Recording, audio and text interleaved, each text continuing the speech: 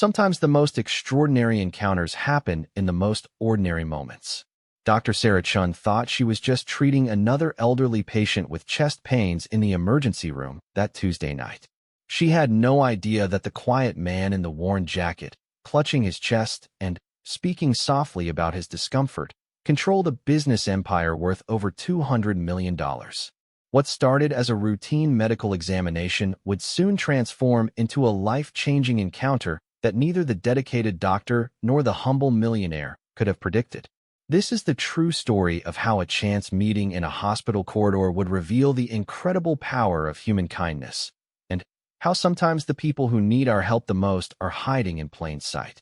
In a world where wealth often separates us, this remarkable tale shows what happens when two strangers from completely different worlds discover that compassion knows no boundaries. The doctor who devoted her life to healing others was about to learn that her patient had devoted his fortune to healing the world, one anonymous act of kindness at a time. Dr. Sarah Chun pulled her stethoscope from around her neck and glanced at the clock on the emergency room wall. It was past midnight, and the fluorescent lights cast harsh shadows across the sterile corridors of Metropolitan General Hospital. She had been on shift for 14 hours straight, treating everything from broken bones to heart attacks, but the steady stream of patients never seemed to end.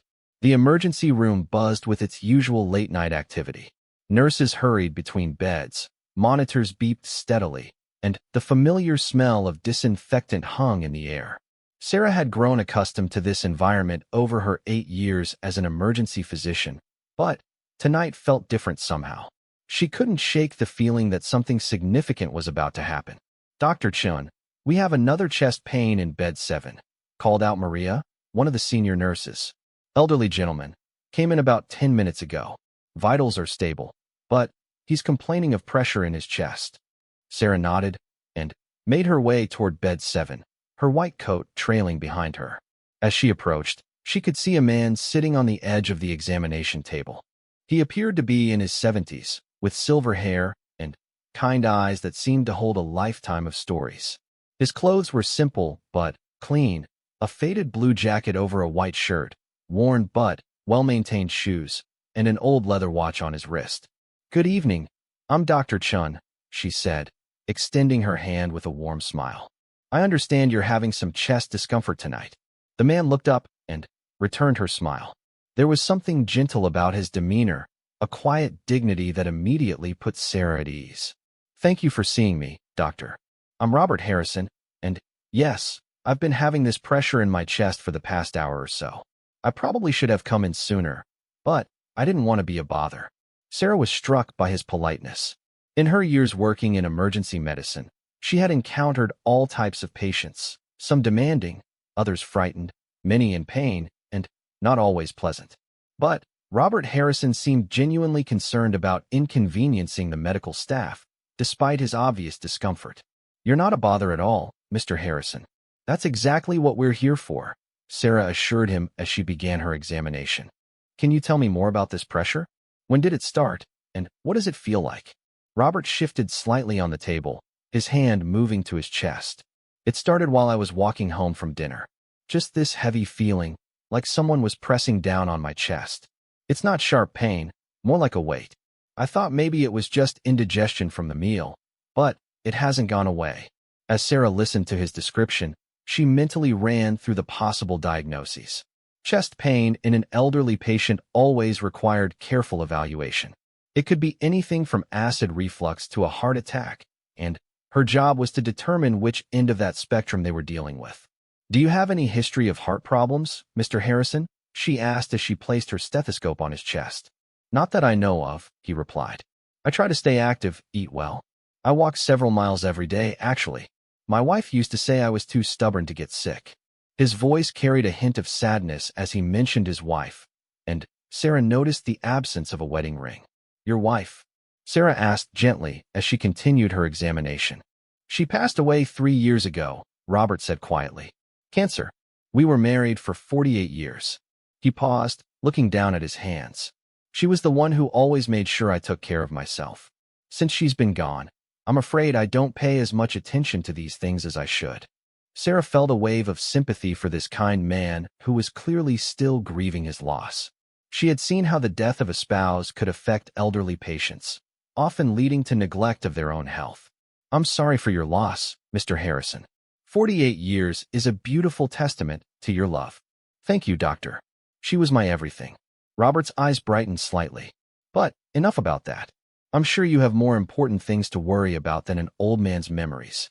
"There's nothing more important than making sure you're okay," Sarah replied, meaning every word.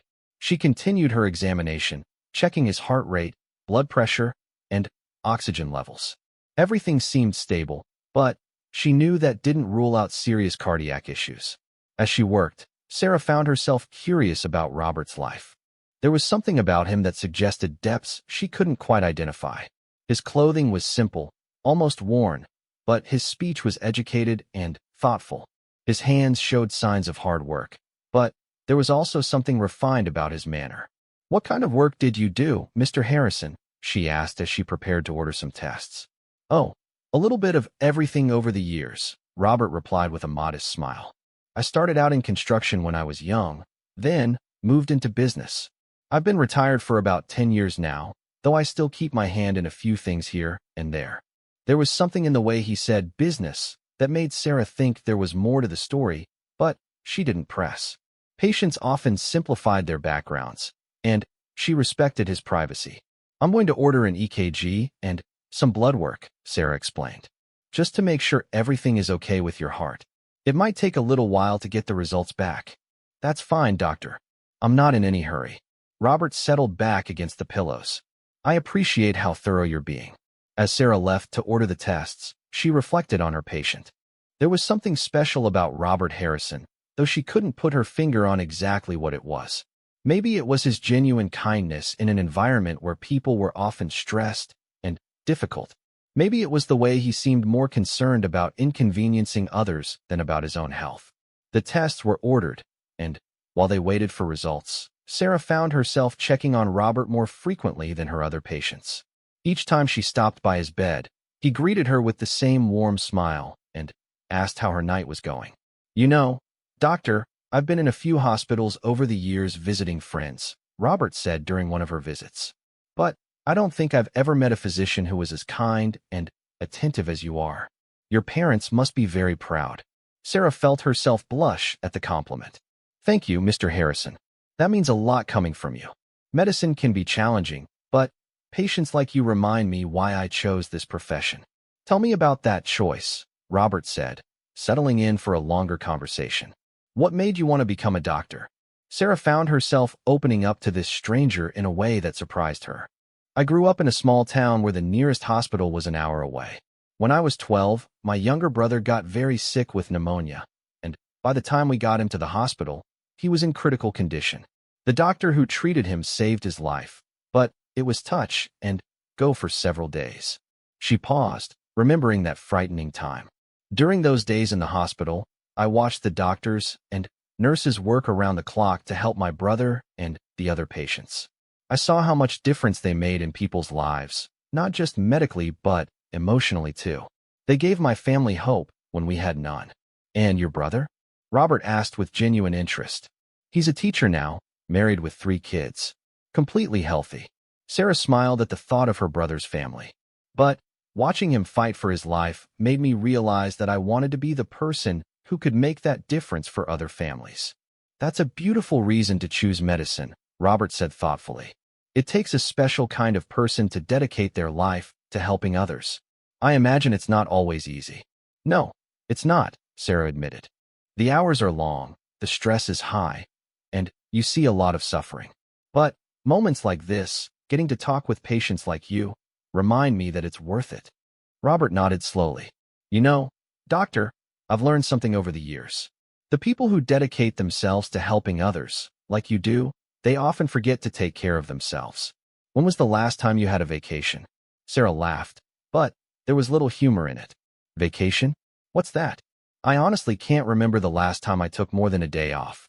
There's always someone who needs help, always another shift to cover." "That's what I thought," Robert said with a knowing look. "My wife was the same way.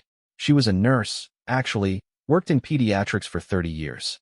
She would work double shifts and never complained, but I could see how it wore on her.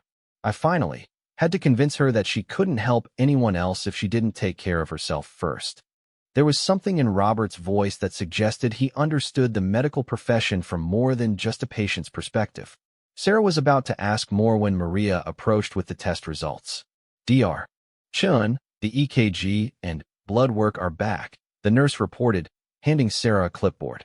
Sarah reviewed the results carefully. Robert's EKG showed some minor irregularities consistent with his age, but nothing immediately concerning. His cardiac enzymes were normal, which was a good sign that he wasn't having a heart attack. However, given his symptoms and age, she wanted to be absolutely certain.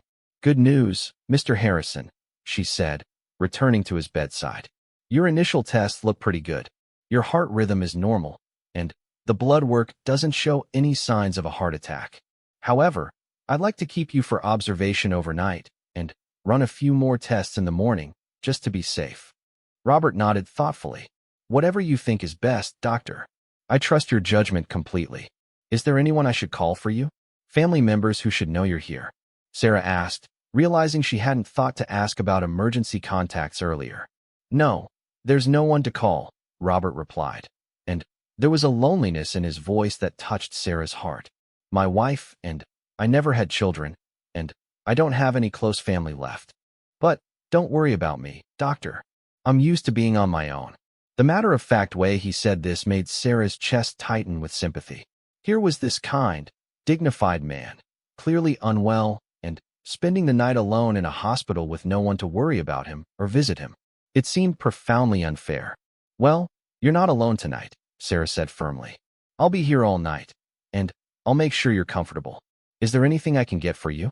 Something to read, or maybe something to eat or drink?" "You're very kind, but I'm fine," Robert assured her. "Actually, I'm curious about something. You mentioned your brother became a teacher. What about the rest of your family? Are they in medicine too?" Sarah found herself settling into the chair beside his bed, something she rarely did with patients during busy shifts. "My parents are both retired now, but my dad was an electrician and my mom worked at the local school. They weren't thrilled when I told them I wanted to be a doctor. Not because they didn't support me, but because they were worried about the cost of medical school and whether someone from our background could really make it in such a competitive field." "But you proved them wrong," Robert observed. "Eventually, yes. But it wasn't easy. I worked 3 jobs to put myself through college, and I graduated with more student loan debt than I care to think about. Even now, 8 years into my career, I'm still paying it off."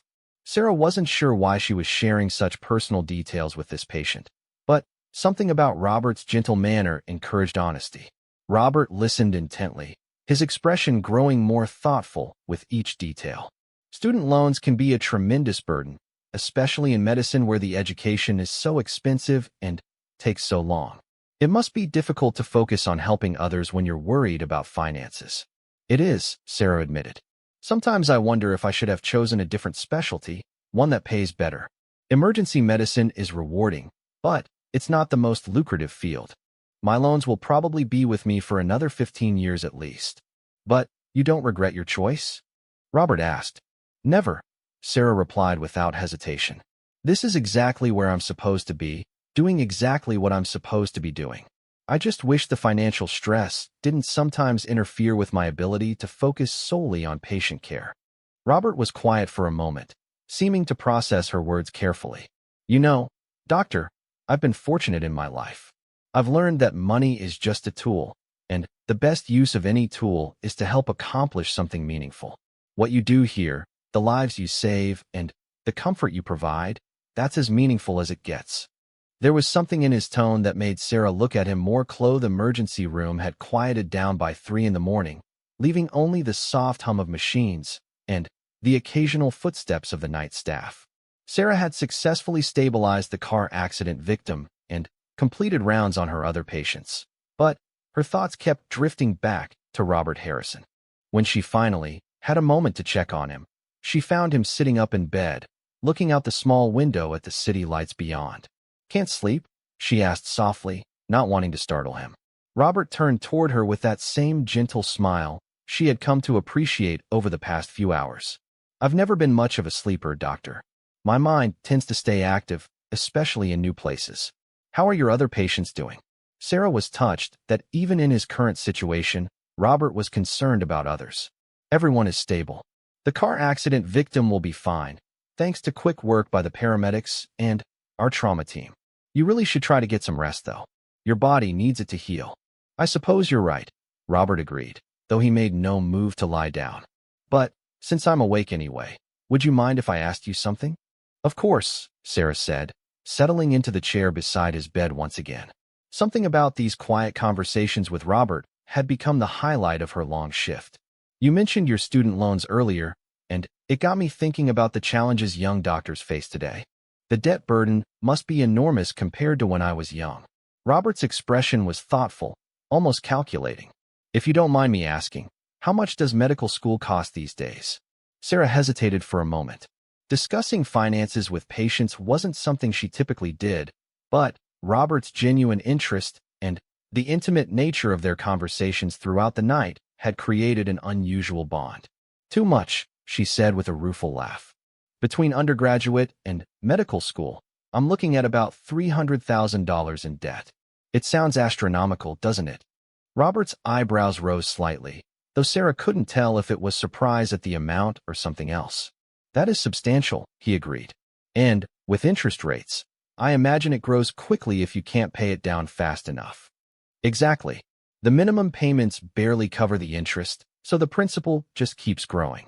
Sometimes it feels like I'll never get ahead of it. Sarah found herself opening up even more to this kindly stranger.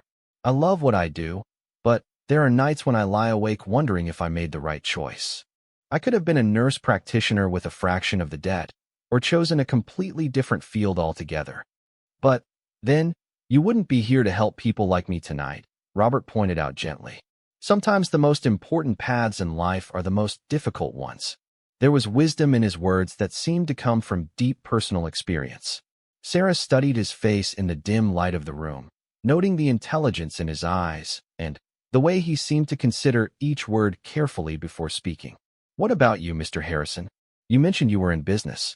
What kind of business? She asked, her curiosity finally getting the better of her. Robert was quiet for a moment, and Sarah thought he might deflect the question as he had earlier. But then he spoke, his voice carrying a note of resignation. I suppose there's no harm in telling you, though I don't usually discuss it. I started a construction company when I was young, just out of high school. Worked with my hands, learned the trade, saved every penny I could. He paused, seeming to gather his thoughts. After a few years, I started buying small properties, fixing them up, renting them out. Nothing fancy, just trying to build something for the future. My wife and we lived very simply, put everything back into the business. Sarah listened intently, sensing there was more to the story. Over the years, the business grew. I started developing larger properties, commercial buildings. Made some good investments, had some luck with timing. Robert's voice remained modest despite what he was describing. Eventually, it became quite successful. More successful than a kid from the wrong side of town had any right to expect. That sounds like an incredible success story, Sarah said, genuinely impressed. You should be proud of what you accomplished. I am proud of the work we did, Robert replied, emphasizing the we. But success in business means nothing if you don't use it wisely. My wife taught me that. She always said that if we were blessed with good fortune, we had an obligation to help others who weren't so lucky. There was something in the way he spoke about helping others that made Sarah's pulse quicken. The pieces of Robert Harrison were starting to form a picture that was quite different from the modest, elderly man she had first encountered. What kind of help do you mean? She asked carefully. Robert looked out the window again, and, when he spoke, his voice carried the weight of deep conviction. Education, mainly. My wife and I both believed that education was the key to breaking cycles of poverty and giving people real opportunities. We started small, helping a few local kids with college scholarships. But, over the years, it became something much bigger. Sarah felt her heart beginning to race. How much bigger? We've helped put over 2,000 young people through college, Robert said simply, as if he were discussing the weather. Full scholarships, covering everything from tuition to books to living expenses. No strings attached, no requirements other than maintaining good grades and graduating. Sarah stared at him in amazement. 2,000. Mr. Harrison, that must cost about $50 million over the past 25 years, Robert finished for her. Give or take a few million. The room fell silent except for the quiet beeping of the heart monitor. Sarah struggled to process what she had just heard. The unassuming man in the worn jacket sitting in front of her had just casually mentioned giving away $50 million to help students get an education. "I'm sorry," she said, shaking her head in disbelief. "Did you just say $50 million? Robert chuckled softly. "I know it sounds like a lot, but when you spread it out over that many years and that many students, it's really not so overwhelming. Besides, what good is money if it just sits in bank accounts? My wife and I never needed much to be happy. A comfortable home, good food, each other's company. Everything beyond that was just surplus that could be put to better use." Sarah was struggling to reconcile this information with the man sitting before her. His clothing, his modest demeanor, his concern about being a bother to the hospital staff. None of it suggested someone with the resources to give away $50 million. "But, Mr. Harrison," she said slowly, "if you have that kind of money, why are you here alone? I mean, you could afford private doctors, a private hospital room, anything you wanted." Robert's expression grew serious. "Doctor, having money doesn't mean I'm any different from anyone else when it comes to needing medical care. Disease and injury don't discriminate based on bank account balances. Besides, I've always believed that the best doctors are the ones who work in places like this, helping everyone who walks through the door regardless of their ability to pay." He paused, looking directly into Sarah's eyes. "And I was right, wasn't I? You've provided me with excellent care tonight, just as you would for anyone else. You've taken the time to talk with me, to listen, to make me feel like a person rather than just another case. That's something no amount of money can buy." Sarah felt overwhelmed by the implications of what she was learning. Here was a man worth tens of millions of dollars, possibly more, who had chosen to seek treatment in a public emergency room and present himself as just another patient in need of care. "How many people know about your philanthropy?" she asked. "Very few," Robert admitted. "My wife and I always believe that giving should be done quietly, without fanfare or recognition. We set up a foundation, but it operates anonymously. The students who receive the scholarships never know where the money comes from. They just know that someone believed in their potential and wanted to help them succeed." "That's incredible," Sarah breathed. "Most wealthy people want recognition for their charitable giving. Why choose to remain anonymous?" Robert's expression grew thoughtful. Recognition was never the point. The point was helping young people get the education they needed to build better lives for themselves and their families. If anything, staying anonymous made it better because the students couldn't feel obligated to us or worry about living up to our expectations. They could just focus on their studies and their dreams. Sarah sat back in her chair, trying to process everything she had learned. The magnitude of Robert's generosity was staggering, but what impressed her even more was his humility and genuine desire to help others without seeking credit. "Can I ask you something personal?" she said hesitantly. "After everything I've just told you, I think personal questions are definitely allowed," Robert replied with a smile. "What made you choose education? Why not healthcare or poverty relief or any number of other worthy causes?" Robert's face grew soft as he considered the question. "My wife and I both came from families where no one had ever gone to college. We were smart enough, but college seemed like something for other people, people with money and connections. When I started making money in business, we both kept thinking about all the young people who were just like we had been, bright, motivated, but without the resources to pursue higher education." He shifted slightly in the hospital bed, his eyes distant with memory. "We started by helping the children of my employees, then expanded to kids in our community who showed promise but couldn't afford college. Each time we helped someone succeed, it reinforced our belief that education was the most powerful tool for creating lasting change.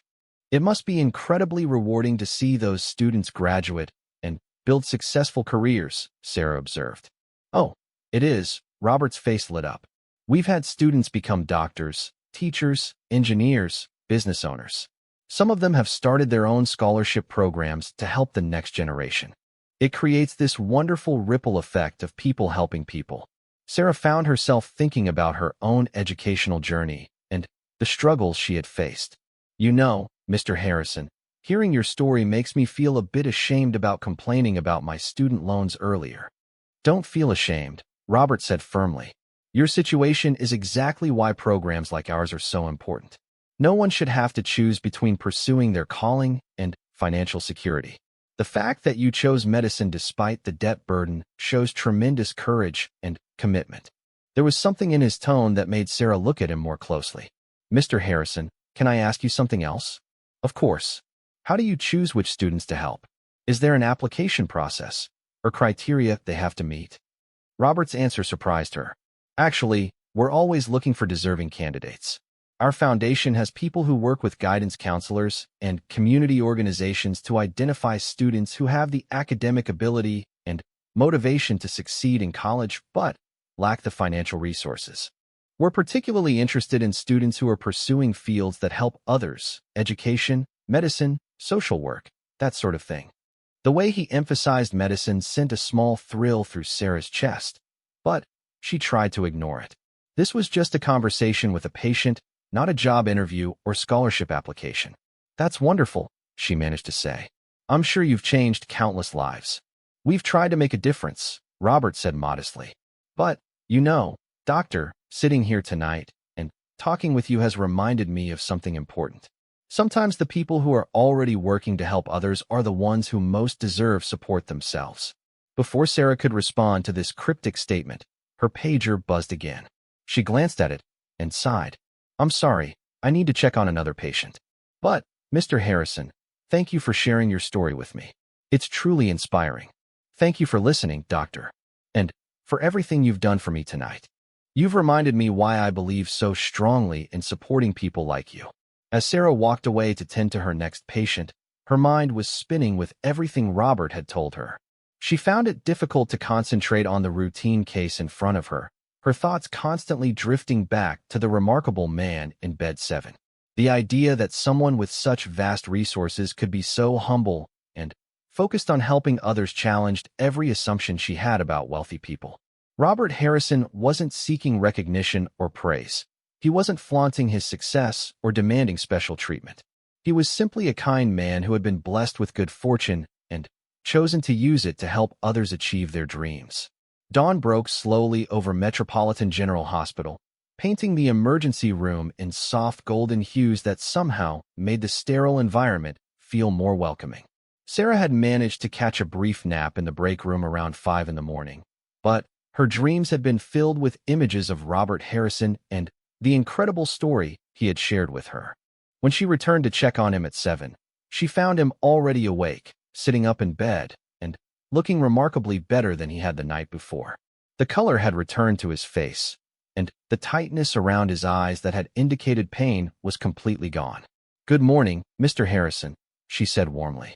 You look much better this morning. How are you feeling? Much improved. Thank you, Robert replied with his characteristic smile. Whatever was causing that pressure in my chest seems to have resolved itself. I feel almost back to normal.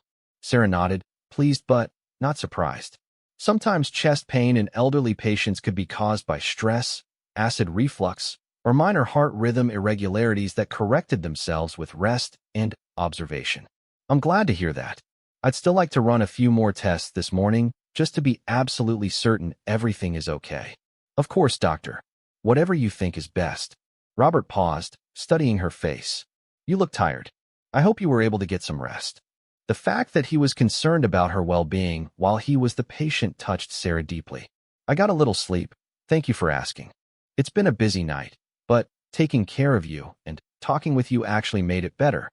I enjoyed our conversation as well, Robert said, and there was something meaningful in his tone. In fact, it got me thinking about something important. Before Sarah could ask what he meant, Dr. Martinez, the cardiologist, appeared at the foot of the bed. Sarah had called him earlier to consult on Robert's case, wanting to ensure they hadn't missed anything serious. Mr. Harrison, I'm Dr. Martinez. Dr. Chin asked me to take a look at your test results and examine you this morning. The cardiologist was a skilled physician in his 50s with a warm bedside manner that put patients at ease. Of course, doctor. I appreciate you taking the time. As Dr. Martinez conducted his examination and reviewed the overnight test results, Sarah found herself studying Robert's face. There was something different about his expression this morning, a sense of purpose that hadn't been there the night before. It was as if their conversation had crystallized some decision he had been contemplating. "Well, Mr. Harrison," Dr. Martinez announced after completing his evaluation, "I have good news. Your heart appears to be in excellent condition for someone your age. The episode you experienced last night was most likely caused by acid reflux or possibly some minor stress-related muscle tension. There's no evidence of any serious cardiac issues." Relief washed over Sarah, even though she had suspected this would be the diagnosis. "That's wonderful news, Mr. Harrison. You'll be able to go home this morning." "Thank you both for taking such excellent care of me," Robert said gratefully. "Dr. Chun, especially, went above and beyond to ensure I was comfortable and well cared for." Dr. Martinez smiled at Sarah. "That doesn't surprise me. Dr. Chun is one of our finest emergency physicians. We're lucky to have her on staff." After Dr. Martinez left to complete the discharge paperwork, Sarah found herself alone with Robert again. There was something she wanted to say before he left, but she wasn't quite sure how to express it. "Mr. Harrison," she began hesitantly, "I want you to know that talking with you last night was one of the highlights of my entire medical career. Your story about helping students achieve their dreams is truly inspiring. I hope you know what an incredible difference you've made in the world." Robert's eyes twinkled with something that might have been amusement. "Thank you, doctor. But I have a feeling the most significant difference is yet to come." Before Sarah could ask what he meant by that cryptic statement, Robert reached into his jacket pocket and pulled out a business card. "I hope you don't mind, but I'd like to give you my contact information. I have something I'd like to discuss with you, but this probably isn't the right time or place for that conversation." Sarah accepted the card, glancing down at it briefly. It was elegantly simple, just his name, a phone number, and an address. What caught her attention, however, was the letterhead at the top, Harrison Foundation for Educational Excellence. "The Harrison Foundation," she read aloud, looking up at him with new understanding. "You named it after yourself?"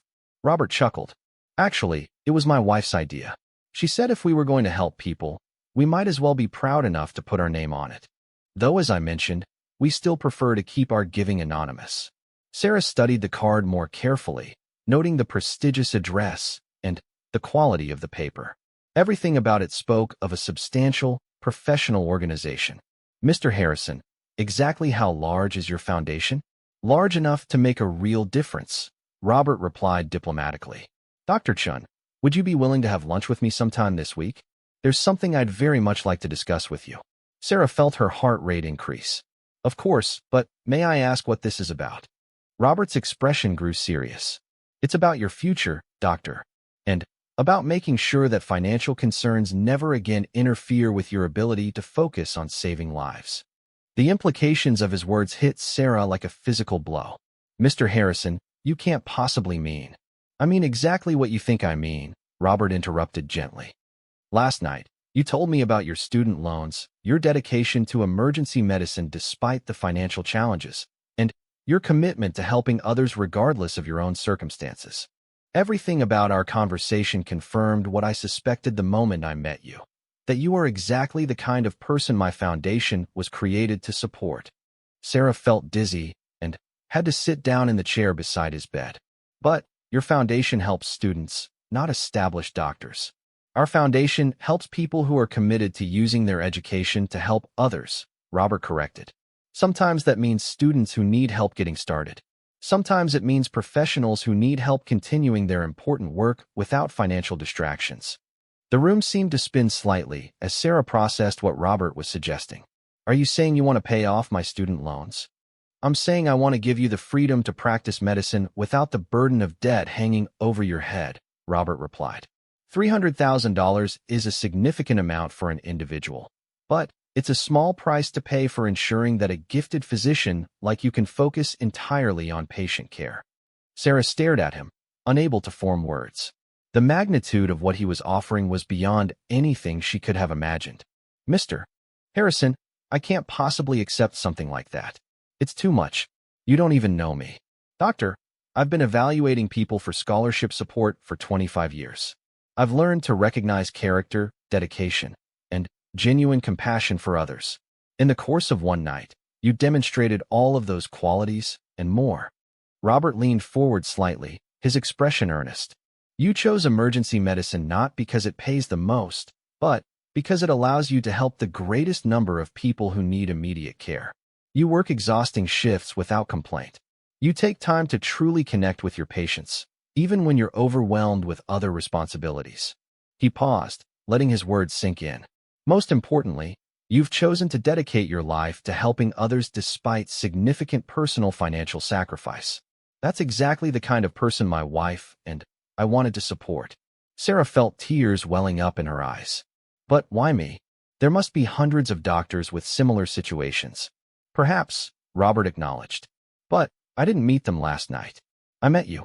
And sometimes, doctor, the universe puts people in our path for a reason.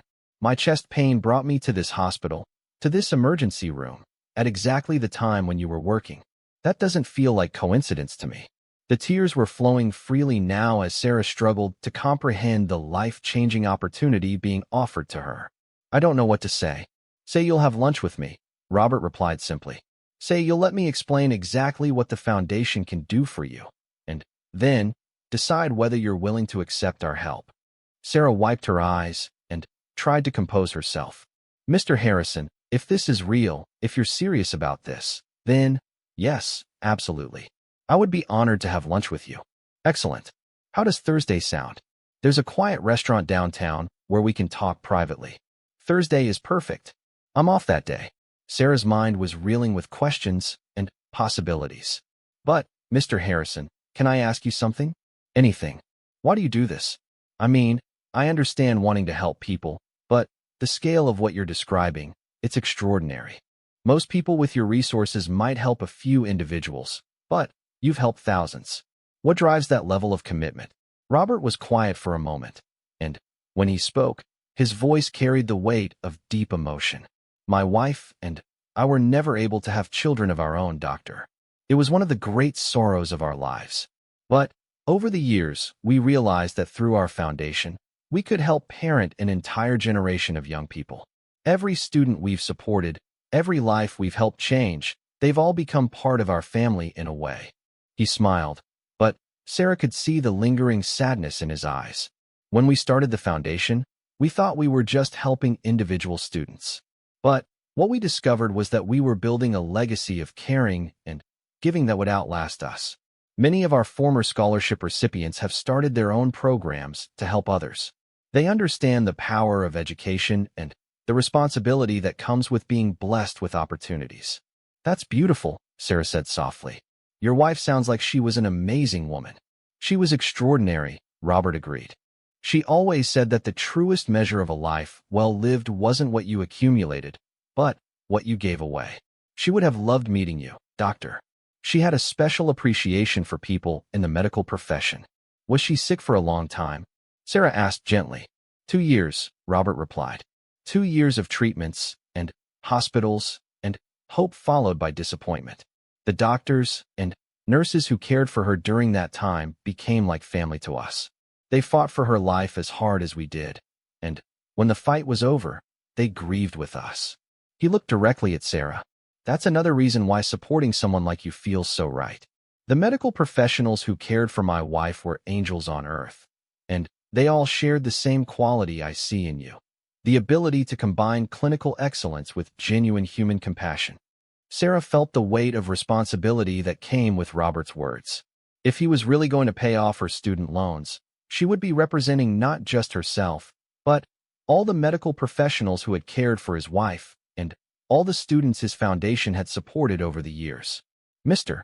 Harrison, she said seriously, if you do this for me, if the foundation really does help me become debt-free, I promise you that I will use that freedom to become the best emergency physician I can be.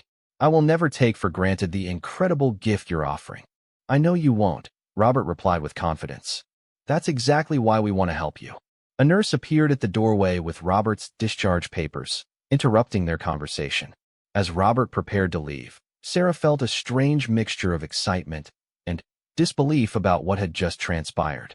Dr. Chun, Robert said as he gathered his few possessions, I want you to do something for me before our lunch on Thursday. What's that? I want you to imagine what your life and career would look like if student loan payments weren't part of your monthly budget. Think about what you could do with that extra money, that reduced stress, that freedom to make career decisions based purely on where you can help the most people rather than where you can earn the most money. Thursday arrived with agonizing slowness. Sarah had spent the 3 days since Robert's discharge alternating between excitement and disbelief, convinced that she must have misunderstood his offer or that he would change his mind. She had researched the Harrison Foundation online and found only minimal information, a basic website confirming its existence and mission to support educational endeavors, but no details about its scope or financial capacity. The restaurant Robert had chosen was an upscale establishment in the financial district, the kind of place where business deals worth millions were discussed over perfectly prepared meals. Sarah had agonized over what to wear, finally settling on her best professional dress and the one pair of expensive shoes she owned. As she entered the restaurant at exactly noon, she spotted Robert immediately. He was seated at a quiet corner table, and while he was still dressed simply, something about his bearing in this environment suggested a man completely comfortable in high-stakes business settings. When he stood to greet her, Sarah noticed that other diners glanced his way with recognition, though he seemed oblivious to their attention. Dr. Chun, thank you so much for coming, Robert said warmly, extending his hand. I hope you were able to find the place easily. Yes, no problem at all, Sarah replied, accepting his handshake and taking the seat he offered her. This is a beautiful restaurant. I come here occasionally for business meetings. The privacy and service are excellent, and I thought it would be a good place for our conversation. Robert's manner was more formal than it had been in the hospital, but his warmth was unchanged. As they settled in and ordered their meals, Sarah found herself studying Robert with new eyes. Away from the hospital setting, it was easier to see the subtle signs of his success, the quality of his watch, the perfect fit of his suit, the way the staff treated him with obvious respect and familiarity. I have to admit, Sarah said after the waiter had taken their orders, I've been in a state of shock since Tuesday night. Part of me keeps thinking I must have misunderstood what you were offering. Robert smiled knowingly. That's a perfectly normal reaction.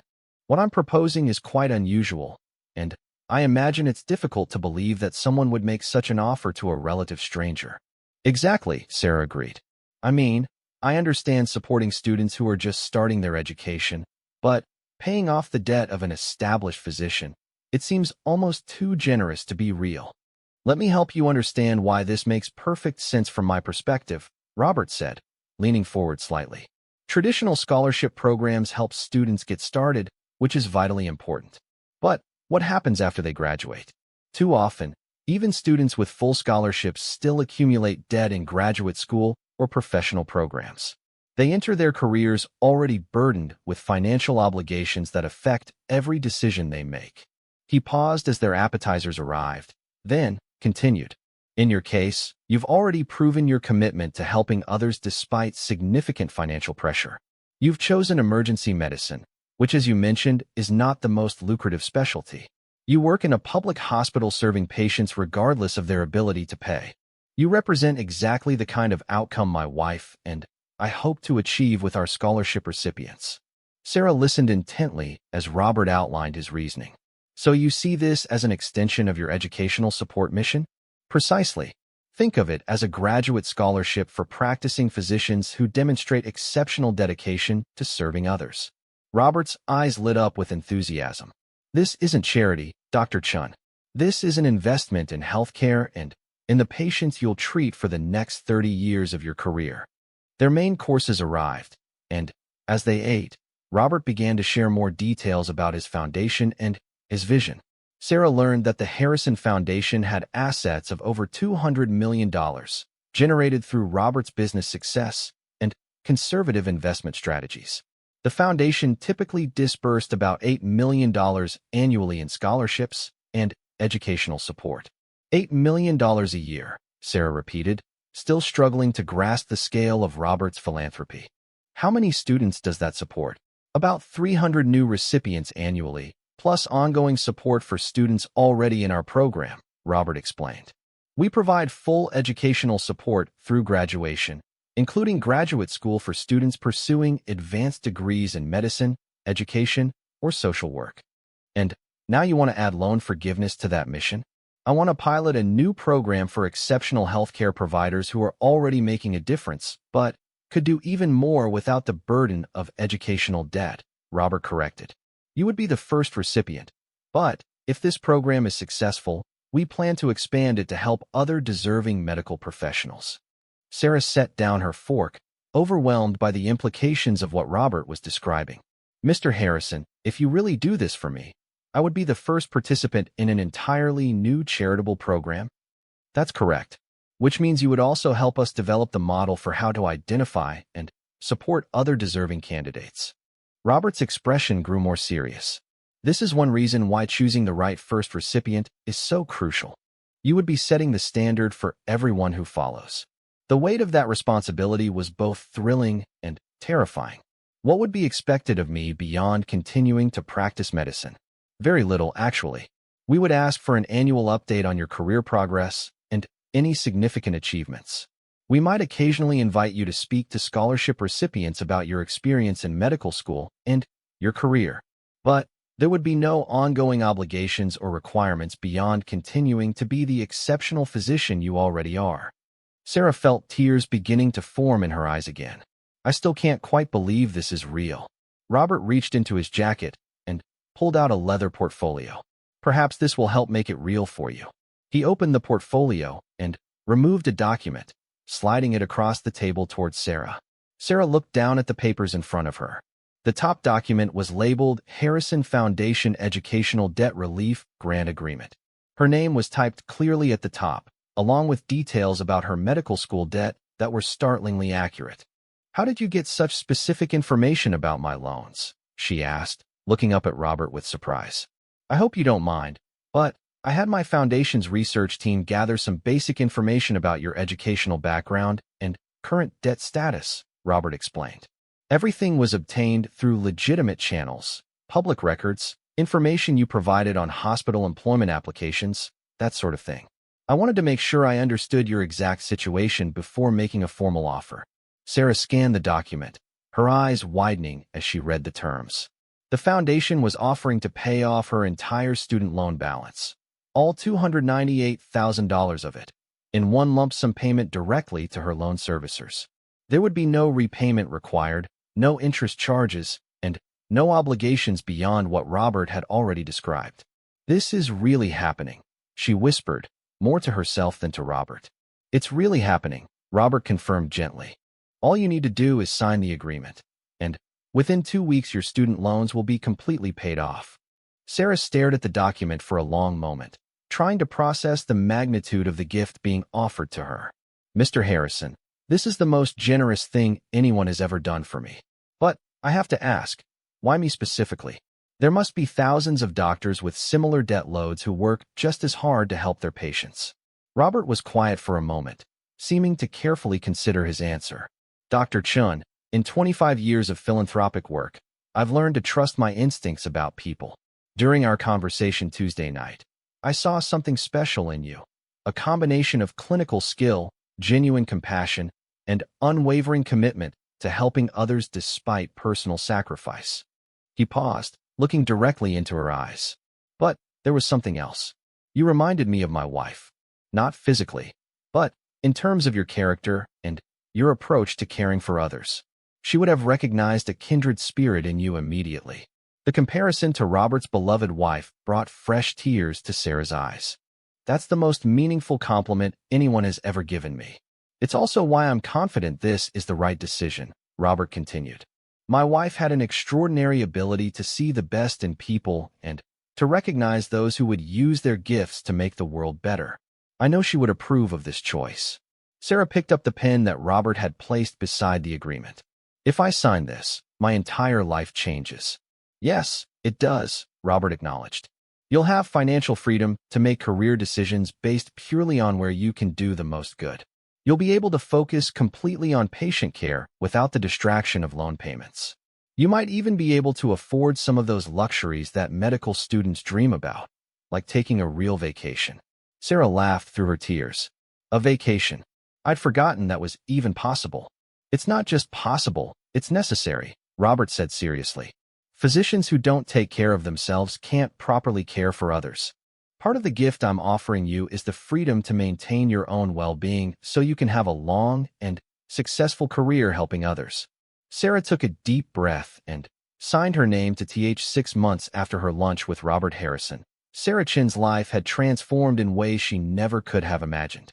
True to his word, Robert had arranged for the complete payoff of her student loans within 2 weeks of their meeting. The morning she received the final confirmation that her debt was officially zero, Sarah had sat in her car in the hospital parking lot and cried tears of pure relief and joy. The immediate impact was profound. Without the crushing burden of loan payments that had consumed nearly 40% of her take-home pay, Sarah suddenly had financial breathing room for the first time since graduating from medical school. But, more importantly, she had something she hadn't realized she'd lost: peace of mind. The constant anxiety about money that had shadowed her every decision was gone. She no longer lay awake at night calculating whether she could afford to take time off when she was sick, or wondering how she would ever save enough money to buy a home or start a family. For the first time in her adult life, Sarah could make career decisions based purely on where she could help the most people rather than where she could earn the most money. The psychological transformation was as significant as the financial one. Sarah found herself approaching her work with renewed energy and enthusiasm. Without the distraction of financial stress, she was able to focus completely on her patients, spending more time with each one and providing an even higher level of care than she had before.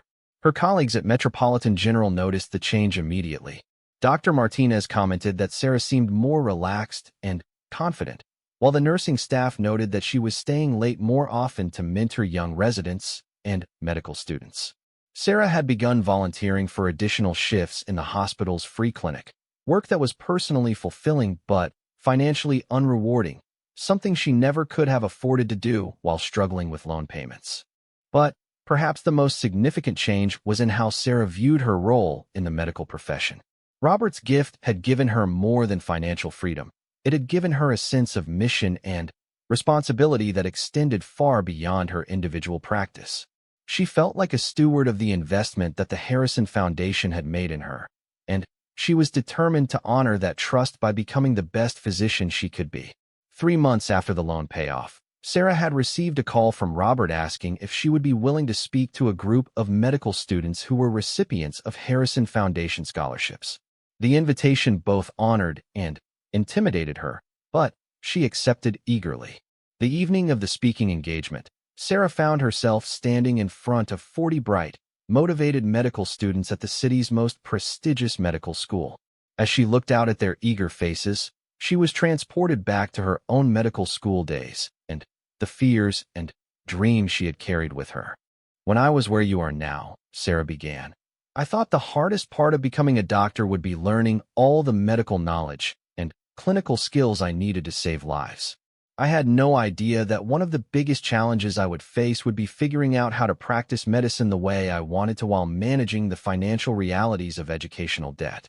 She went on to share her story, from her childhood decision to become a doctor through her years of working multiple jobs to pay for college, her struggles with medical school debt, and the extraordinary encounter with Robert Harrison that had changed everything.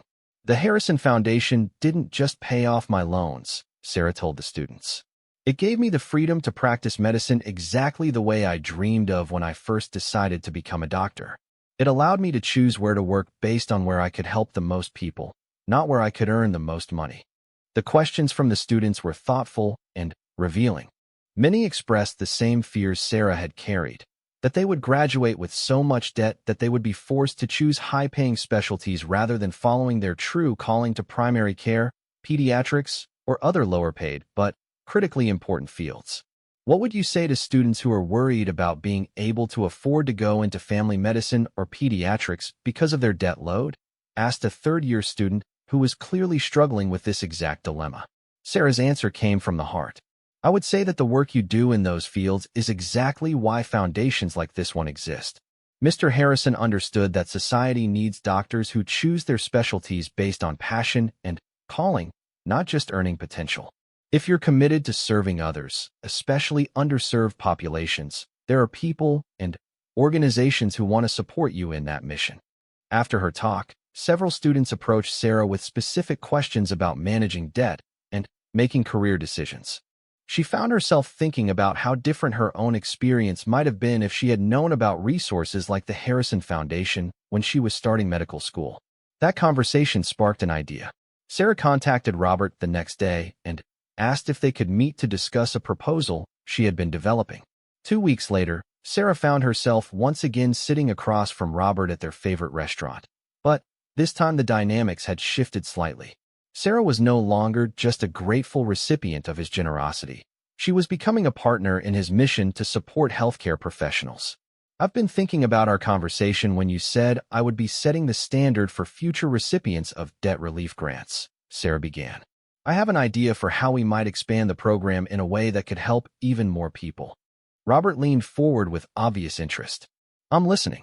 What if the foundation created a mentorship program that paired debt relief recipients like me with current medical students who are scholarship recipients? Sarah proposed.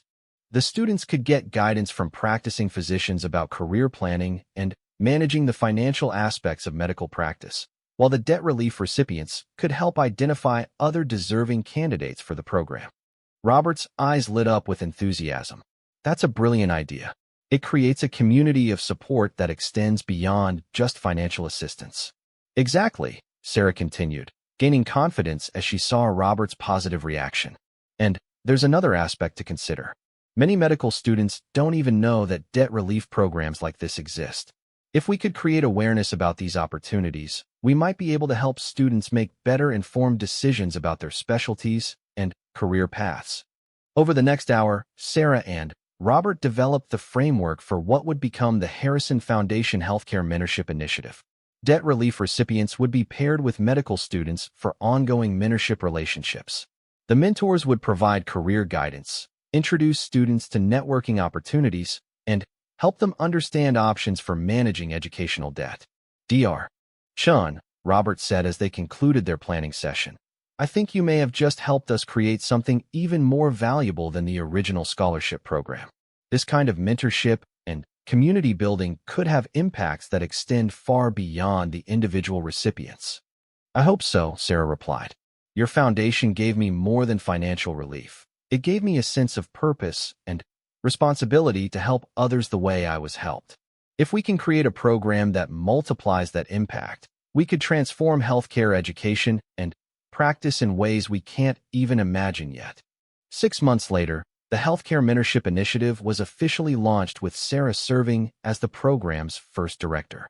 The role was voluntary and part-time, fitting around her clinical responsibilities, but it gave her the opportunity to be directly involved in selecting mentors and matching them with students. The program's first class included 20 debt relief recipients serving as mentors to 40 medical students. Sarah was amazed by the quality and diversity of the mentors, emergency physicians like herself, but also family practitioners, pediatricians, psychiatrists, and specialists who had all been selected based on their commitment to serving others rather than maximizing their income. One of Sarah's favorite mentorship pairs involved Dr. James Patterson, a family physician whose student loans had been paid off after 15 years of working in rural clinics, and Maria Santos, a third-year medical student who was considering dropping out because she couldn't see how she could afford to continue her education while supporting her elderly parents. Through the mentorship program, Dr. Patterson was able to help Maria apply for additional scholarship support and connect her with resources for managing family financial obligations while pursuing her medical degree. More importantly, he showed her that it was possible to have a fulfilling career in family medicine while still meeting her financial responsibilities. Dr. Chun, Maria told Sarah during a program check-in meeting, this mentorship has literally saved my medical career. 6 months ago, I was ready to drop out and find a job to help support my family. Now I can see a clear path to graduation and a career helping patients like my parents who need bilingual physicians in underserved communities. Stories like Maria's became common in the mentorship program. Students who had been considering leaving medicine or choosing specialties purely for financial reasons were finding ways to pursue their true calling with the support of mentors who had faced similar challenges. The program also had unexpected benefits for the mentors. Many reported that working with students had reinvigorated their own sense of purpose and reminded them why they had chosen medicine in the first place. Several mentors decided to take on additional volunteer responsibilities, and some even started their own small scholarship funds to supplement the foundation's work. A year after starting the mentorship program, Sarah received a call that both surprised and honored her. Robert wanted to meet with her to discuss expanding her role with the foundation. Dr. Chun, Robert began when they met for lunch. The healthcare mentorship initiative has exceeded every expectation I had for the program. The feedback from participants has been overwhelmingly positive, and we're already seeing measurable impacts on student retention and career satisfaction among graduates. Sarah felt a flush of pride at his words. Thank you, Mr. Harrison. Working with the program has been one of the most rewarding experiences of my career. I'm glad to hear that, because I have a proposition for you. Robert's expression grew serious. The Foundation's Board of Directors has authorized me to offer you a position as Associate Director of Healthcare Initiatives. It would be a part-time role that would allow you to continue your clinical practice, but you would have responsibility for overseeing all of our healthcare-related programs. Sarah was stunned. Mr. Harrison, that's an incredible offer, but I'm not sure I'm qualified for such a significant role. Dr. Chun, Robert replied with a smile. A year ago, you proved that you were qualified to be one of the finest emergency physicians I've ever met. Since then, you've demonstrated exceptional leadership in developing and managing a complex mentorship program. You understand both the clinical and financial challenges facing healthcare professionals because you've lived them yourself. He paused, his expression growing more serious. Most importantly, you share the Foundation's core values and commitment to helping others achieve their potential. That's more important than any specific qualifications or experience. Sarah thought about what Robert was offering. The role would allow her to help develop and implement programs that could impact thousands of healthcare professionals and their patients. It would be a chance to multiply the impact of the gift she had received by creating opportunities for others to experience similar transformation. What would this role involve specifically? Sarah asked. You would oversee the expansion of the debt relief program to help more practicing physicians, nurse practitioners, and other healthcare providers. You would work with medical schools and nursing programs to identify promising students who need support. And you would continue to develop innovative programs like the Mentorship Initiative. Robert outlined a vision that was breathtaking in its scope and ambition. The Foundation was planning to increase its healthcare-related giving from $8 million to $20 million annually. They wanted to create partnerships with medical schools, hospitals, and healthcare organizations across the country. The goal was nothing less than transforming how healthcare professionals were educated and supported throughout their careers. Dr. Chun, Robert concluded, when I met you in that emergency room 18 months ago, I thought I was making an investment in one exceptional physician. What I discovered was that I was investing in a leader who could help us transform healthcare education and practice for an entire generation. As Sarah considered Robert's offer, she reflected on the extraordinary journey that had brought her to this moment. A routine patient encounter had become a life-changing relationship that had eliminated her debt, transformed her career, and now offered her the opportunity to help others experience similar transformation. Mr. Harrison, she said finally, I would be honored to accept this position. But I have one condition. Robert raised his eyebrows with interest. What's that? I want to continue working clinical shifts in the emergency room. Patient care is still my first calling, and I never want to lose touch with that. Robert's smile was radiant. Dr. Chun, that's exactly the answer I was hoping for. A leader who stays connected to the work in the field is exactly what this program needs. As they shook hands on Sarah's new role, she thought about how perfectly her journey illustrated the ripple effects of generosity.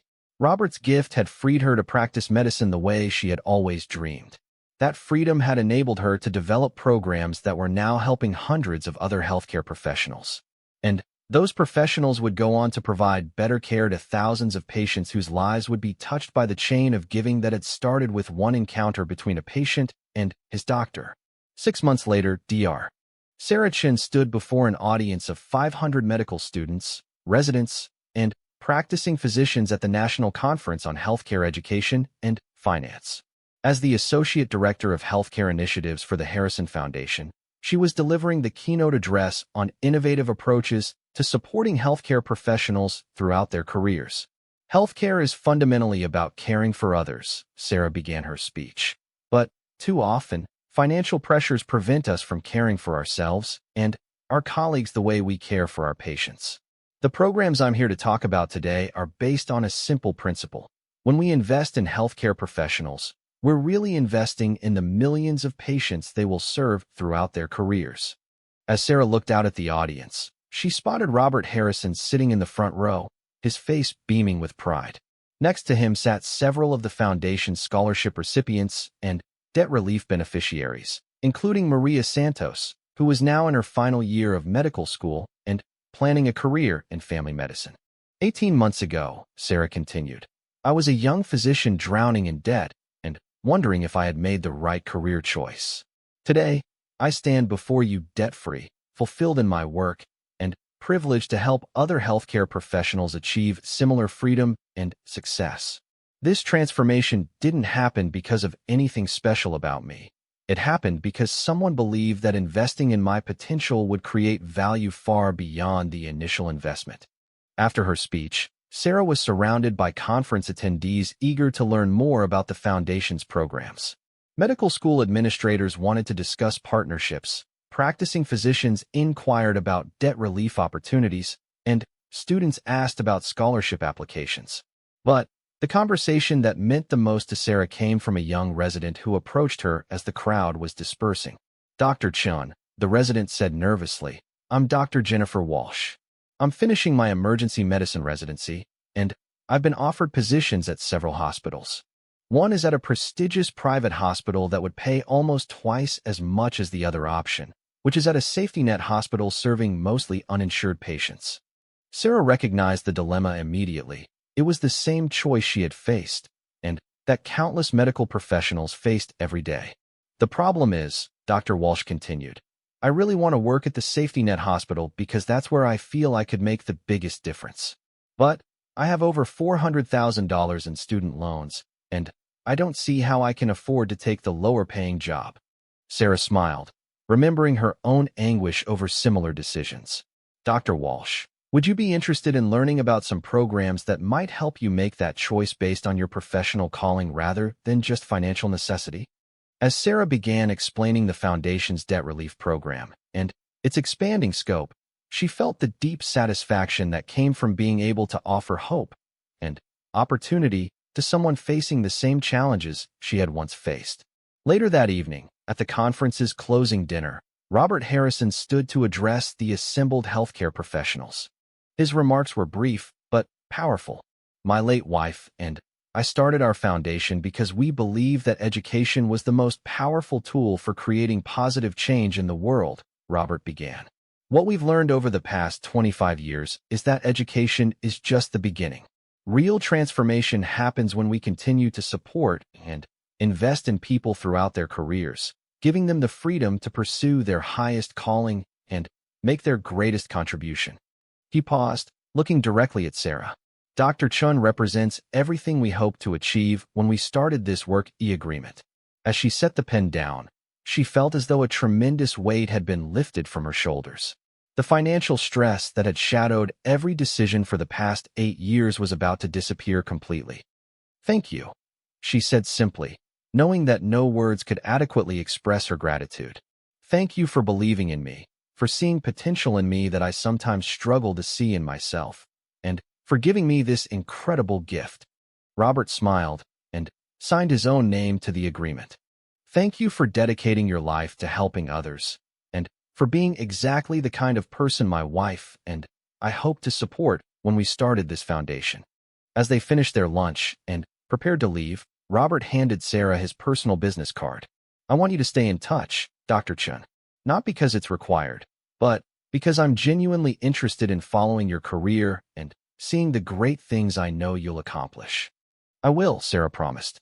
And, Mr. Harrison, I want you to know that this gift isn't just changing my life. It's going to change the lives of every patient I treat for the rest of my career. Because of your generosity, I'll be able to practice medicine exactly the way I always dreamed I could. That's all my wife and I ever wanted, Robert replied. To help good people do good work. As Sarah walked out of the restaurant and into the bright afternoon sunshine, she felt like she was walking into an entirely new life. The burden of debt that had weighed her down for so many years was about to disappear, replaced by unlimited possibilities and the freedom to practice medicine exactly as she had always envisioned.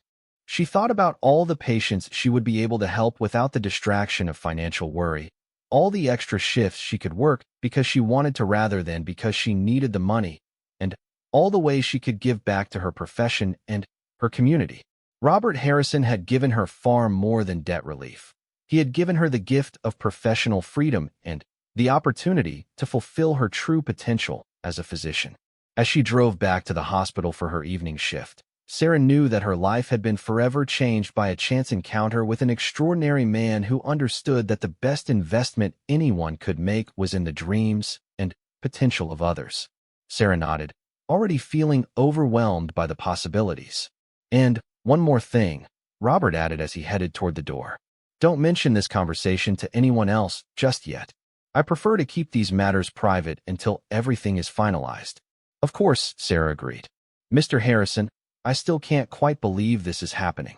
Robert paused in the doorway and turned back to her with that gentle smile she had come to treasure. Doctor, sometimes the most unbelievable things in life are also the most real. I'll see you Thursday at noon. As Sarah watched Robert Harrison walk out of the emergency room, she realized that her life had just taken an extraordinary turn. The unassuming patient in the worn jacket had revealed himself to be a guardian angel, and her career as a physician was about to be transformed in ways she never could have imagined. Significant, almost purposeful. The way Robert had asked about her student loans, his interest in her educational journey, his comments about supporting people in medicine, it all seemed to add up to something more than casual conversation. Sarah tried to dismiss these thoughts as wishful thinking brought on by exhaustion and the stress of her financial situation.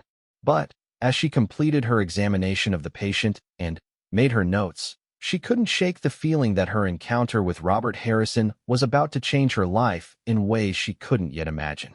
When she finally returned to check on Robert an hour later, she found him sleeping peacefully, his face relaxed and peaceful in the dim light. She stood quietly beside his bed for a moment, studying this extraordinary man who had appeared in her emergency room like an angel in disguise. Tomorrow would bring more tests and hopefully answers about his chest pain.